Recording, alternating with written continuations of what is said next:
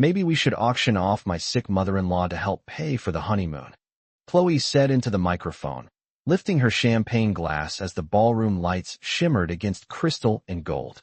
The laughter that followed was uneven, scattered, unsure of itself, but it was loud enough to echo across the reception hall of the Grand Harbor Hotel in downtown Hartford. Margaret Whitmore did not move. At 68, she had learned the discipline of stillness. She sat at the edge of the head table, hands folded lightly over the silver clutch resting in her lap, her pearl bracelet cool against her wrist. From a distance, she looked composed, almost serene. Only the slight tightening at the corner of her mouth suggested that the words had landed exactly where they were meant to. Daniel Whitmore, her only son, stood beside his new wife, his tuxedo sharp, his smile strained. He gave a quick laugh, the kind people offer when they do not know what else to do. A few guests glanced toward Margaret, then quickly away. Others leaned toward each other, whispering behind polite hands. Margaret kept her eyes on Chloe. The bride's white gown shimmered under the chandeliers, the train spilling across the polished floor like spilled milk. Chloe tilted her head, smiling as if she had just delivered the cleverest line of the evening. Margaret remembered the morning clearly. She had woken before dawn in her quiet colonial home 15 miles outside the city, the house she had shared with her late husband, Thomas, for 41 years.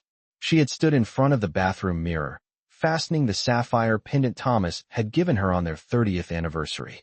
She had taken her medication with a careful sip of water and told herself she felt strong enough for the day. Her diagnosis, an autoimmune condition the doctors said was manageable, had become a subtle footnote in family conversations over the past year. Chloe had a way of mentioning it lightly, as if it were an inconvenience rather than a reality. Margaret had contributed more than half of the wedding budget. She had written the checks quietly, without ceremony, believing generosity did not need an audience. She had imagined this day differently. She had imagined watching Daniel beam with uncomplicated joy. She had imagined toasting the future. Instead, she found herself the subject of it. The word, auction, lingered in her mind, sharp and deliberate. Auction implied value. Auction implied disposal. She felt neither anger nor panic. What she felt was clarity. Around her, waiters in pressed black jackets refilled glasses. The band resumed a soft jazz standard, as if nothing of consequence had occurred. Margaret adjusted the napkin on her lap and lifted her own glass, not in response to Chloe, but in acknowledgement of something else entirely. Across the room, Harold Bennett, the family's longtime attorney, stood near the bar. Their eyes met briefly. He did not smile. He gave the smallest nod. Margaret lowered her gaze. The evening continued. Applause rose for the next toast. The photographer moved guests into position beneath an arch of white roses. Margaret remained seated, posture straight, her expression measured. If anyone had expected tears or confrontation, they were disappointed. She would not provide a spectacle to accompany Chloe's joke. Instead, she allowed the moment to settle, to reveal itself. There are insults that bruise and fade, and then there are insults that illuminate. As Daniel leaned down to kiss Chloe's cheek for the cameras, Margaret understood that the remark had not been spontaneous. It had been practiced, weighed, delivered with intention. And in that understanding, something shifted quietly inside her. She placed her untouched champagne on the table, the glass making the faintest sound against linen. No one noticed. But before the night was over, they would feel the absence she chose to leave behind. Margaret remained at the reception until the final slice of cake had been served and the last polite goodbye had been exchanged, because leaving too early would have raised questions, and she had no interest in answering any of them. She smiled when guests approached her, thanked them for attending, and complimented Chloe on how beautiful the ceremony had been. Her voice did not tremble. Her hands did not shake. If anyone expected her to appear wounded, they were left without evidence. When the band shifted into a louder tempo and younger guests crowded the dance floor, she quietly collected her wrap and made her way toward the exit. The summer air outside the hotel was cool against her skin, a soft breeze coming off the Connecticut River. She paused on the top step for a moment, allowing herself one steady breath before descending toward the valet stand. The driver pulled her sedan around, and she thanked him with the same calm tone she had used all evening. The drive back to her home took just under 20 minutes. Streetlights flickered past in measured intervals, illuminating manicured lawns and quiet sidewalks. She kept both hands on the steering wheel, posture upright, mind clear. The words from the toast replayed in her memory, but without the sharp sting they might have carried earlier. Instead, they sounded like information. Information she had needed. When she pulled into her driveway, the house greeted her with darkness and stillness. She let herself in, set her clutch on the entry table, and slipped off her heels near the staircase. The silence was not lonely. It was honest. In the kitchen, she poured herself a glass of water and stood by the counter, listening to the hum of the refrigerator and the faint ticking of the wall clock. 41 years of marriage had filled this house with sound once. Laughter. Arguments. The scratch of Thomas reading the morning newspaper. After he passed away 3 years earlier, Margaret had learned how to live inside quiet without fearing it. She walked into the living room and sat in the armchair beside the window, the same chair Thomas had insisted was too firm, but had always ended up occupying anyway. On the side table rested a leather folder containing documents she had reviewed earlier that week with Harold Bennett. A trust adjustment. A property transfer. A scheduled signing set for the following Tuesday that would move a significant portion of her late husband's investment portfolio into Daniel's name. She had arranged it because she believed in continuity. She believed in supporting her son as he built his life. Tonight, she opened the folder again and scanned the pages slowly. The numbers were substantial, enough to secure a home, a future, perhaps even children. She imagined Chloe's expression if she knew exactly how close she had come to inheriting control over assets she clearly viewed as leverage. Margaret closed the folder carefully and rested her palm on top of it. There are moments when humiliation weakens a person, and there are moments when it clarifies the terms of engagement. She stood, carried the folder into her study, and placed it in the top drawer of her desk instead of leaving it on the side table. Then she turned off the downstairs lights one by one, each switch clicking. Into darkness. Upstairs, she removed the sapphire pendant and set it in its velvet box. In the bathroom mirror, her reflection appeared steady, composed, almost detached. She did not look like a woman who had been auctioned in jest. She looked like a woman who had just recalculated. Before going to bed, she picked up her phone and opened her contacts. Her thumb hovered briefly over Harold Bennett's name. She did not call. Not yet. She simply noted the time. 9:43 in the evening. Early enough for changes to be made in the morning. Margaret woke at 6:30 the next morning without the aid of an alarm, her body still governed by decades of routine from her years as a high school teacher. Sunlight filtered through the linen curtains, casting soft lines across the hardwood floor. For a few seconds, she lay still, listening to the quiet of the house and orienting herself to the new reality of the day. The wedding had not been a dream. The toast had not been misunderstood. She rose carefully, mindful of the stiffness in her joints, and made her way downstairs to prepare coffee. The familiar rhythm of measuring grounds and pouring water steadied her thoughts. When the machine began to brew, she carried her phone to the kitchen table and sat upright, shoulders back, as if she were about to conduct a parent-teacher conference. At precisely 7:45, her phone lit up with Daniel's name. She let it ring twice before answering. His voice carried a brightness that felt practiced.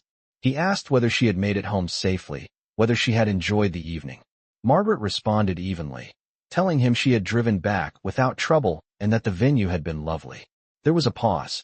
He did not mention the remark. Instead, he spoke about the honeymoon flight scheduled for Tuesday morning, about how Chloe was still asleep after staying up late with friends at the hotel bar. Margaret listened. She could hear the unspoken tension beneath his words, like static on a radio station just out of range. After a moment, he cleared his throat and said that Chloe had only been joking, that people sometimes misjudge humor when they are nervous. Margaret did not argue. She did not defend herself. She simply asked whether Daniel believed it had been appropriate. Silence answered first. Then he said he thought it had been harmless. Harmless was an interesting choice. Margaret thanked him for calling and told him she hoped the honeymoon would be restful. When the call ended, she remained seated, fingers resting lightly on the edge of the table. A harmless joke does not require explanation the next morning. A harmless joke does not create discomfort in a room filled with 200 guests. She stood and carried her coffee into the study. The leather folder waited in the desk drawer exactly where she had placed it the night before. She removed it and laid the documents flat on the polished surface. The trust amendment, the asset transfer schedule, the notarized statements prepared for signature. Each page represented intention. Years of careful saving, prudent investing, and steady discipline had built what Thomas once called their safety net. Margaret traced the margin of one document with her fingertip, then reached for her phone again. This time she did not hesitate. She dialed Harold Bennett's office number. His assistant answered, and Margaret requested an appointment that morning if possible. When Harold came on the line, his voice was calm, professional, and attentive. She informed him that she would like to postpone the scheduled transfer indefinitely. There was no tremor in her speech. Harold did not express surprise. He simply asked whether she wished to explore alternative allocations. Margaret replied that she did. After ending the call, she felt neither vindictive nor triumphant. What she felt was alignment. The words from the reception had not wounded her. They had revealed something essential.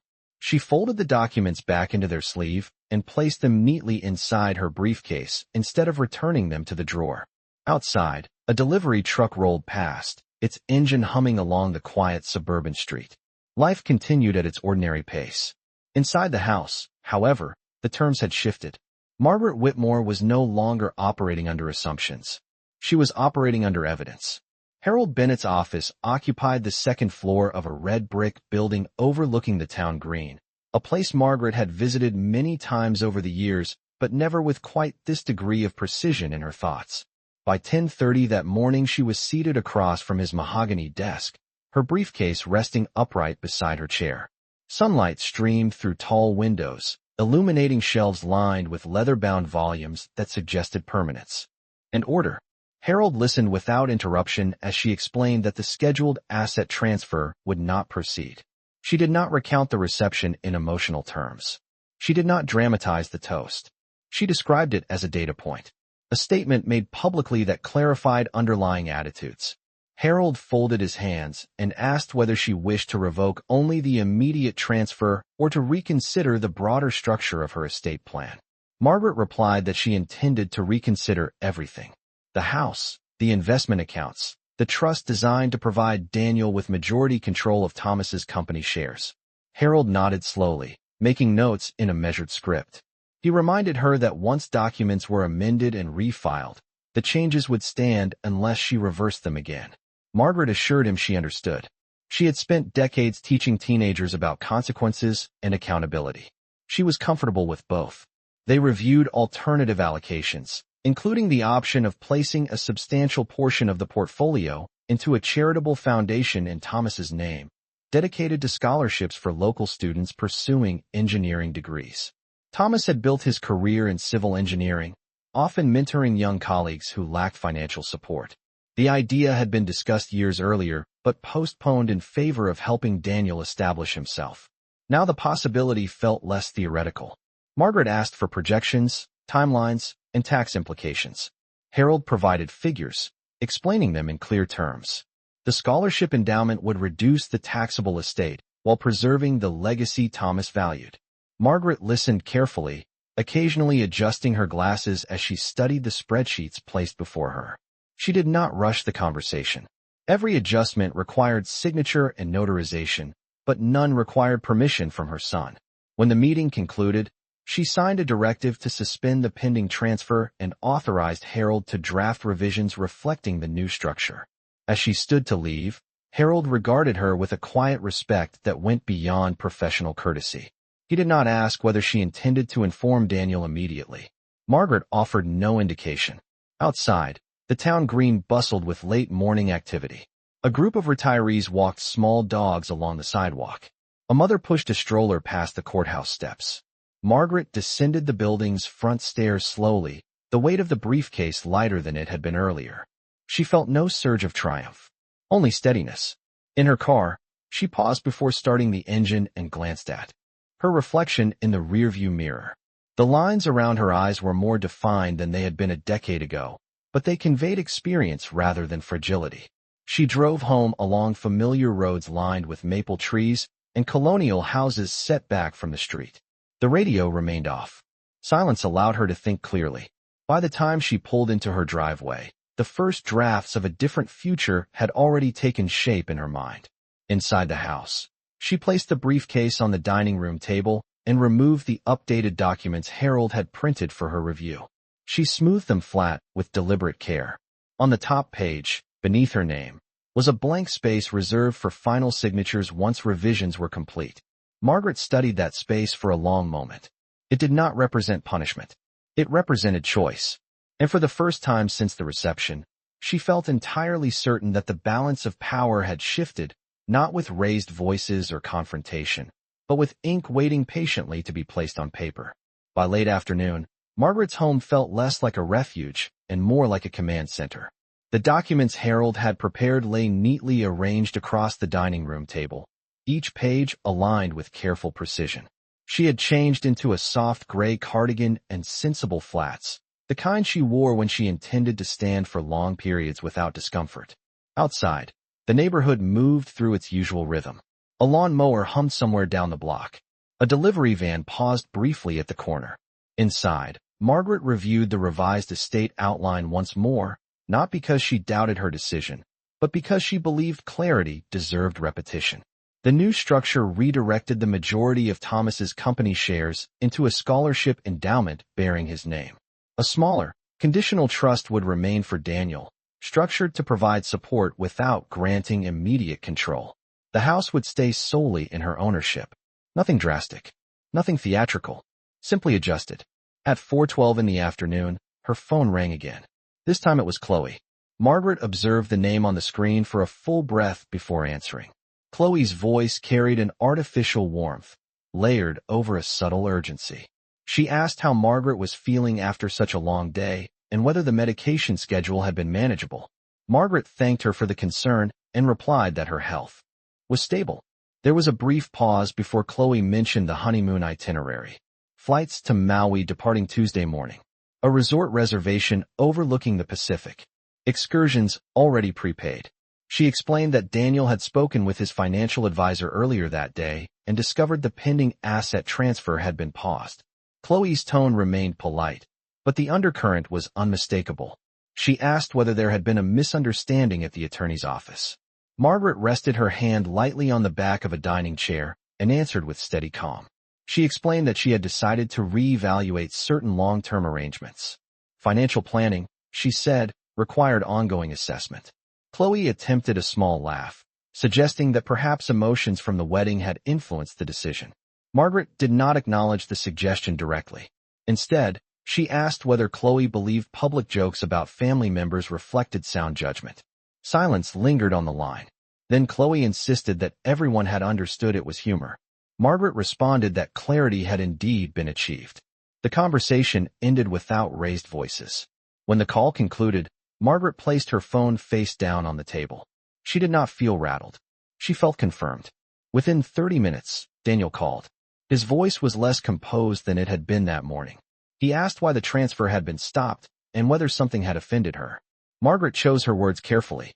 She explained that she had spent years building stability and that stability deserved respect. She told him she had decided to prioritize a charitable foundation in his father's name. Daniel protested gently at first, then with more urgency, reminding her of prior discussions about expanding the business and purchasing a larger home. Margaret listened without interruption. When he finished, she said that long-term support remained possible, but entitlement was not guaranteed. There was a weight to her tone that Daniel recognized, but could not quite challenge. After the call ended, the house returned to silence. Margaret gathered the documents into a single stack and secured them in a leather portfolio. She moved with deliberate grace, as though adjusting furniture in a room she had always owned. The power dynamic had shifted without confrontation, without spectacle. The reception toast had been delivered in front of 200 witnesses. Her response unfolded quietly, in offices and phone calls and signatures. Evening light filtered through the dining room windows, casting long shadows across the hardwood floor.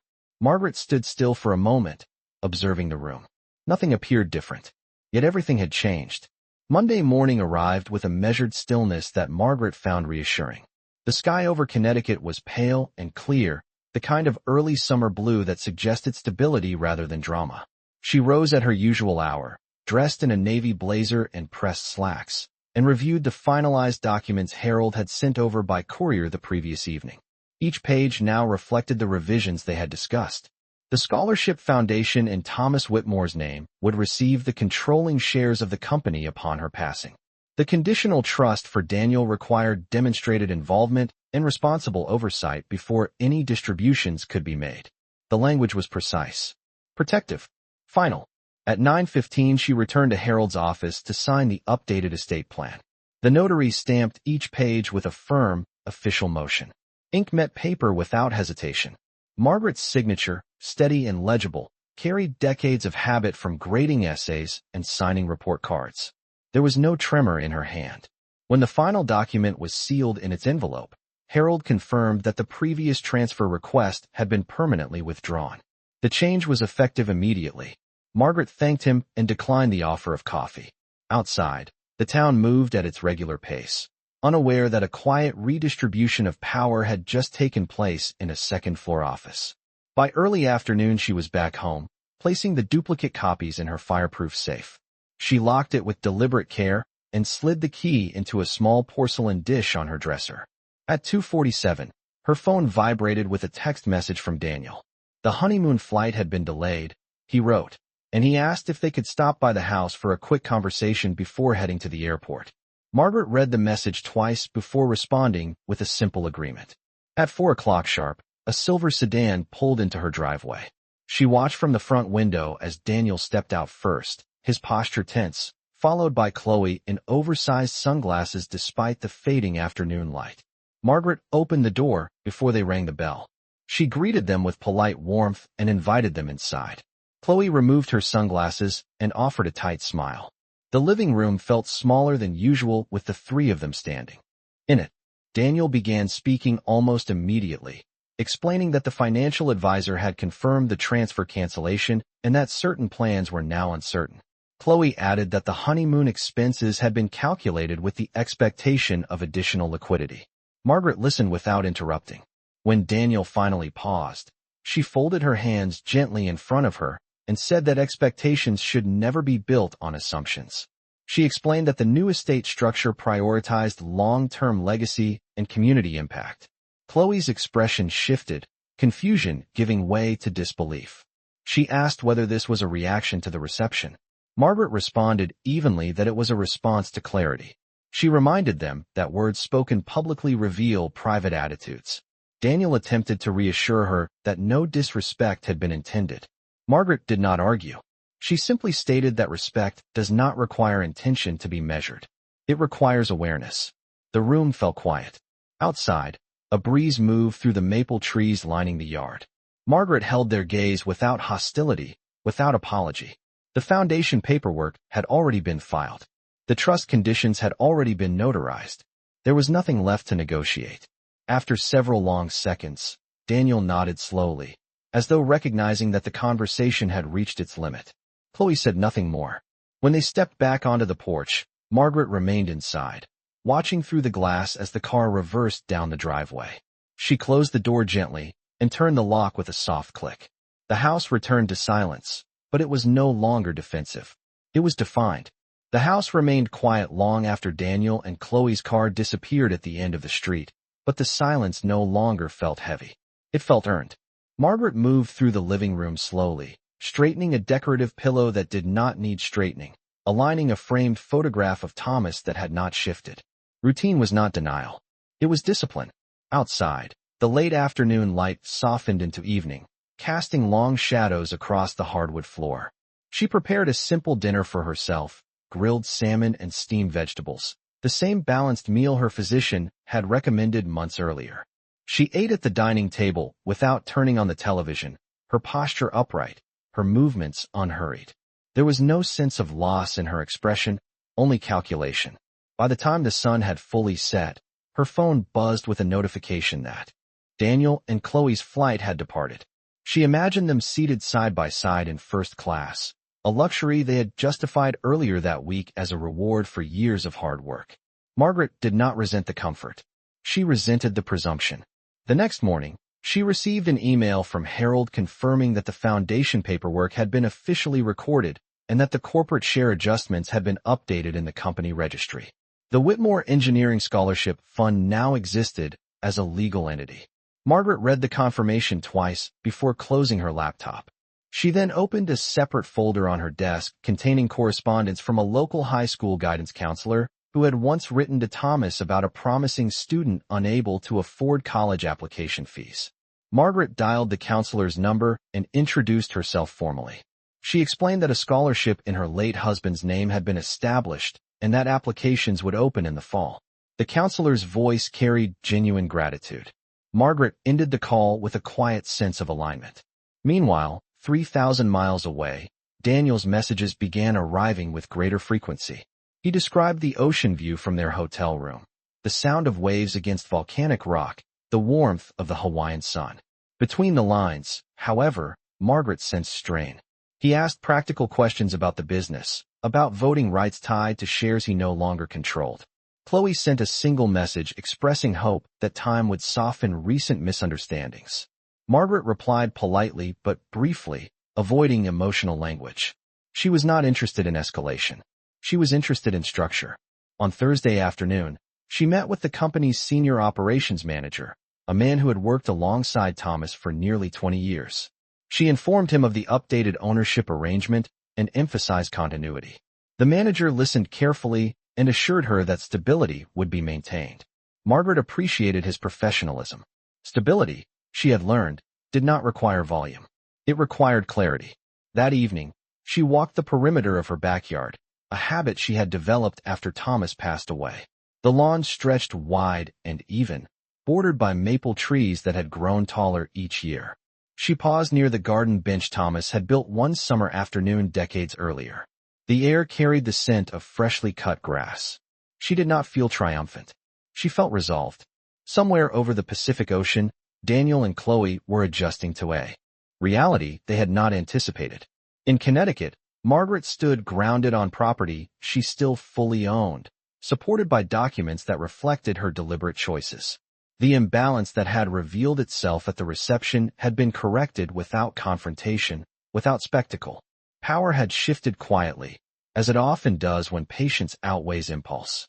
Margaret turned back toward the house, her steps steady, her silhouette framed by the soft glow from the kitchen window. The foundation had been laid. The lesson had been delivered. And the future, no longer assumed, would now be earned. By the following week, the Hawaiian sun had faded into memory and Daniel and Chloe returned to Connecticut carrying more tension than souvenirs. Margaret received a brief message informing her of their arrival, but no request to visit. She interpreted the silence not as distance, but as recalibration. On Tuesday morning, she drove to the headquarters of Whitmore Engineering, a modest but respected firm that had been part of the community for 3 decades. The brick exterior and clean glass entrance reflected stability rather than extravagance. Inside, employees moved with focused efficiency, greeting her with quiet respect. They had known her as Thomas's partner long before they knew her as a shareholder. Margaret stepped into the conference room where quarterly planning documents were laid out across a long oak table. She took her seat at the head without hesitation. When Daniel entered 10 minutes later, he looked composed but subdued. Chloe followed, dressed impeccably, her expression carefully neutral. The meeting began with routine financial updates, revenue projections, infrastructure contracts, staffing plans for the coming year. Margaret listened intently, occasionally asking measured questions that demonstrated familiarity with the company's operations. Daniel answered professionally, but there was a new awareness in his tone. He understood now that ownership carried oversight. When discussion shifted to expansion plans that had previously relied on anticipated capital, Margaret calmly stated that growth should be paced responsibly. She emphasized sustainability over acceleration. Chloe attempted to interject, suggesting that bold investment often required decisive risk. Margaret acknowledged the point, but reminded the room that boldness without foundation leads to instability. The senior operations manager nodded in agreement. The conversation moved forward without confrontation, yet the hierarchy was unmistakable. Margaret did not raise her voice. She did not reference the reception. She did not mention the trust revisions. Instead, she demonstrated presence. Authority expressed through preparation rather than emotion. After the meeting concluded, employees filtered out quietly. Daniel remained seated for a moment, staring at the financial charts. Chloe gathered her folder and stood near the window, her reflection faint in the glass. Margaret closed her binder and looked at her son directly. She told him that leadership requires more than ambition. It requires discernment. Daniel absorbed the statement without defensiveness. He asked whether there was still a path forward for him within the new structure. Margaret answered that there was, provided he understood the distinction between inheritance and responsibility. Chloe did not speak.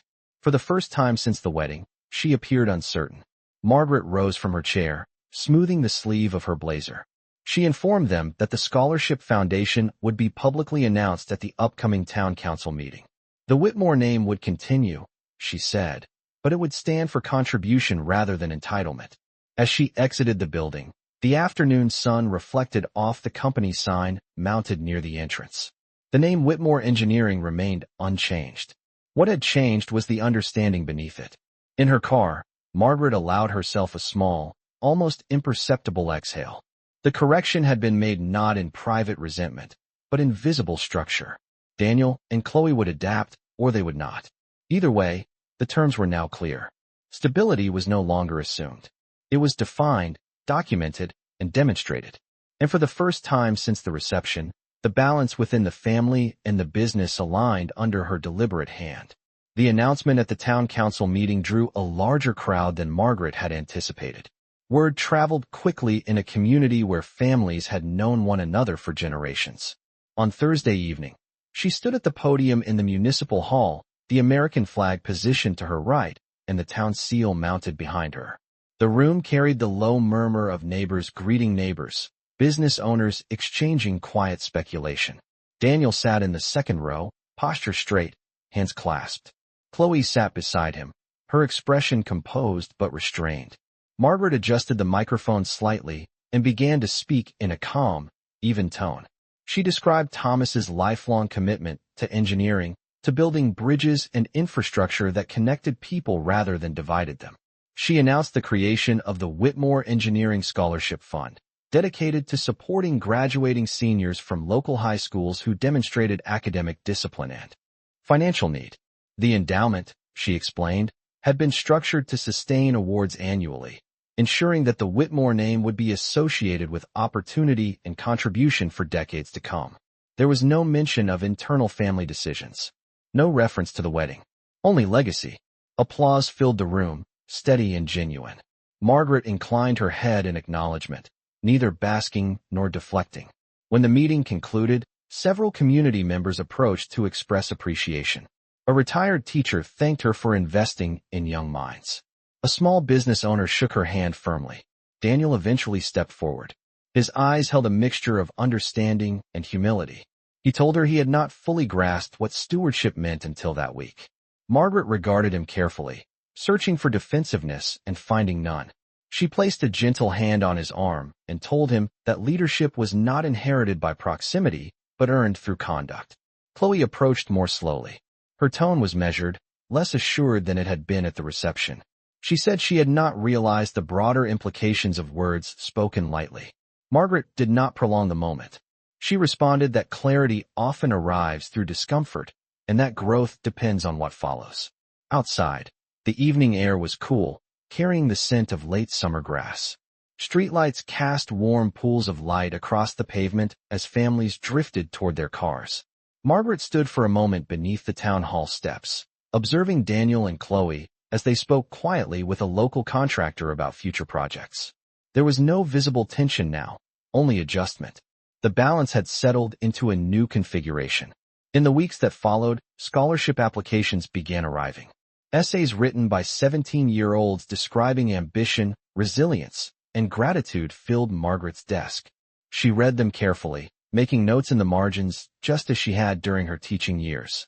Each page reinforced the decision she had made. The reception toast had attempted to reduce her to a punchline. Instead, it had clarified her authority. Months later, as autumn leaves turned gold and crimson across Connecticut, the first scholarship recipient stood on a small stage at the high school auditorium, and accepted the award bearing Thomas's name. Daniel attended, sitting quietly in the audience. Chloe sat beside him, her posture attentive. When the student thanked the Whitmore family for believing in her future, Daniel's expression shifted with recognition. Margaret watched from the front row, hands folded calmly in her lap.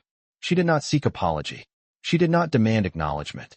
The lesson had already taken root. Words spoken carelessly can expose intentions. Actions taken deliberately can redefine them. And in the quiet strength of structure and legacy, Margaret Whitmore ensured that respect was no longer assumed. It was understood.